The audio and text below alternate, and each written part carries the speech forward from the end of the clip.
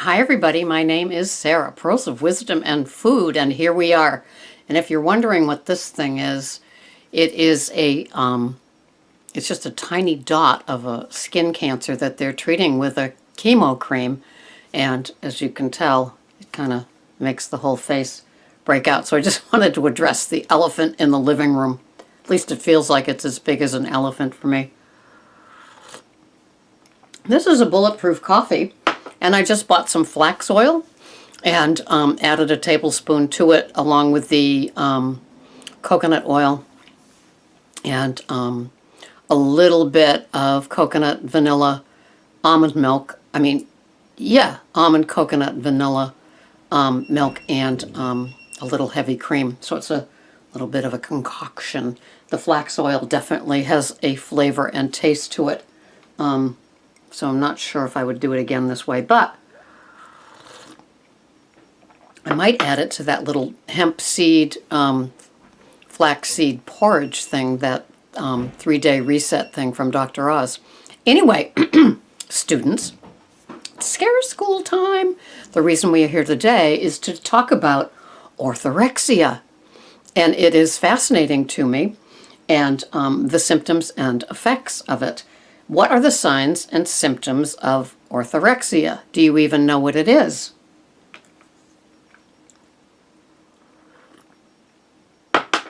Oh, I was waiting. Anyway, it is the term for a condition that includes symptoms of obsessive behavior in pursuit of a healthy diet. No, I don't know what they're talking about. I got here just in time. Orthorexia sufferers often display signs and symptoms of anxiety disorders that frequently occur with anorexia nervosa or eating disorders.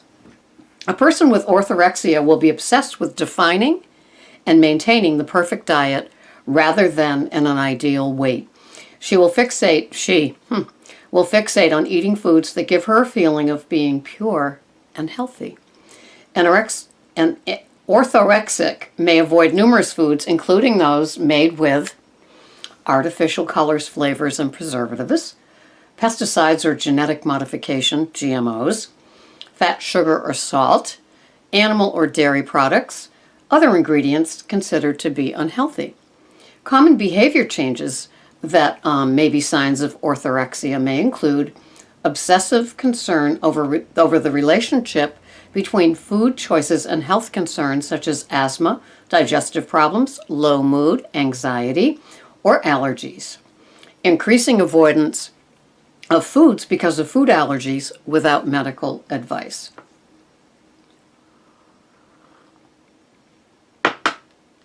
Noticeable increase in consumption of supplements, herbal remedies, or probiotics. Oh, is that me with the flaxseed oil today? Uh-oh.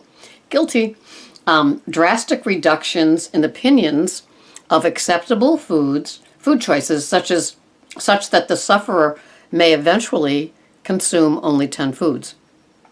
Irrational concern over food preparation techniques, especially washing of food or sterilization of utensils. So, similar to a woman suffering with bulimia or anorexia, a woman with orthorexia may find that her food obsessions begin to hinder everyday activities. Her strict rules and beliefs about food may lead to her becoming socially isolated and result in anxiety or panic attacks in extreme cases. Worsening emotional symptoms can indicate the disease may be progressing into a serious eating disorder. Wow, I didn't realize this. I was treating it as a light thing, but I guess it's rather heavy. These are worsening emotional symptoms. Feelings of guilt when deviating from strict diet guidelines, increase in amount of time spent thinking about food, regular advanced planning of meals for the day. Well, this is what we do, right? With our tracker and our planning and our shopping and preparing. But, am I making excuses? I don't think so. I eat a lot more than 10 different items. Feelings of satisfaction, esteem, or spiritual fulfillment from eating healthy. Thinking critical thoughts about others who do not adhere to rigorous diets. Fear that eating away from home will make it impossible to comply with their diet.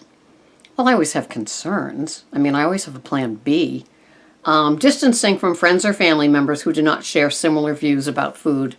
Well, that would not be me.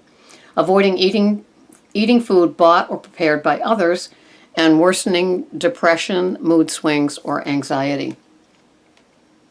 So, it goes on and on about it, and recommending counseling and specialists and things like that.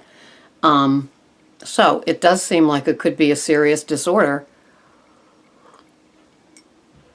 And I guess it's kind of what I do on a daily basis taken to a worsening degree, and beginning to limit all kinds of things, social and emotional, as well as food choices and things like that.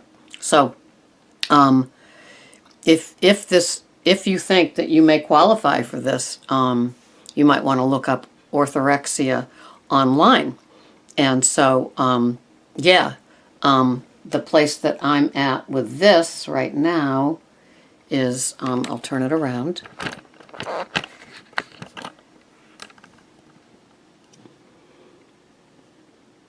And the website is timberlineknolls.com. So it looks like I turned into a place that, specializes in this.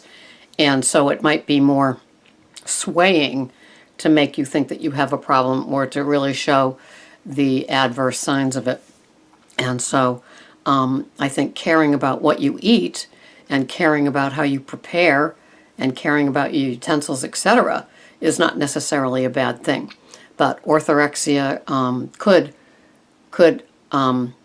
it sounds like it could deepen and worsen, not unlike bulimia and anorexia.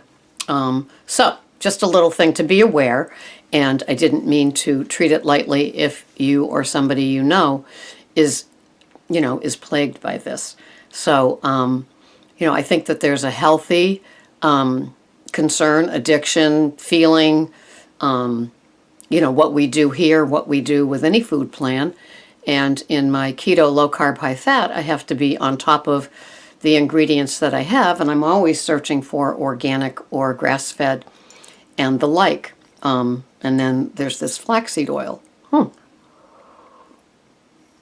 And I did get some raw macadamia nuts too, to kind of add to my fat, because I was listening to a woman. I'm not going to talk about her yet because that's going to be a different video. But she was talking about each kind of different fat and how it can affect so many parts of our body, and PMS and menopause and premenopause, and our fat belly, our belly fat, and different parts of our body, and what we would do if you have a gallbladder and if you don't, in regards to having fats. It's fascinating. And that will be, it was a podcast that I listened to today from the Fat Summit 2, and so that will be coming up. And she also has a book coming out, an updated version of one of her books from 20 or 30 years ago, and it is going to be released on December 15th, and you bet I pre-ordered it. So that's it for me from now. Orthorexia, just showing you that there are things out there that maybe we don't all know about, and I certainly didn't until I began to read it, and my mood became more and more somber. But, I just have a healthy relationship with my food and my food preparation and things, and I think most of you do too. And because of the food addiction, which is definitely a light, LITE version of what this was talking about, it just is in our best interest to plan our food, track our food, know our food, and along with the triggers and the cravings, and how we handle situations that are social, that may have food saboteurs or food pushers, or people that just give you a hard time about your choices. There's so much involved in it. And now as we enter into the food season, it already began with Halloween, but we know what that was about. But then we start the family situations with Thanksgiving and Christmas Eve and Christmas and New Year's Eve and all of those things, where the people that we might have issues with or might have caused us to eat at them will be there with their strong opinions about how you should do something. And so we need to buck up, as I say. And so we will be having lots and lots of videos about that, and not being swayed by the people out there that we don't have to deal with every day, but they still have this power over us. They might even share the same DNA, and they know they gave you your set of buttons, and they know how to push them. This has been Sarah, Pearls of Wisdom and Food. Have a wonderful day. Bye-bye for now.